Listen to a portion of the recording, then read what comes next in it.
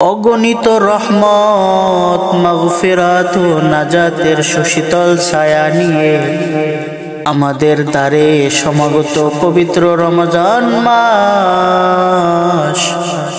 এ মাসের অফুরন্ত কল্যাণ বোঝাতে এক চমৎকার দৃষ্টান্ত দিয়েছেন মুজাদ্দিদে আলফে সানি রহমাতুল্লাহি আলাইহি। তিনি বলেন, একটি বিশাল সমুদ্র কল্পনা করুন।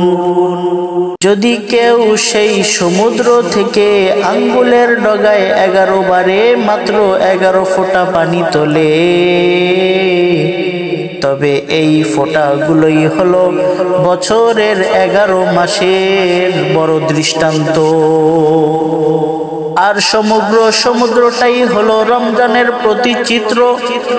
ভাবুন, যখন আল্লাহ তাআলা একটি মাসকে এত বিশাল কল্যাণের আধার করে দিয়েছেন,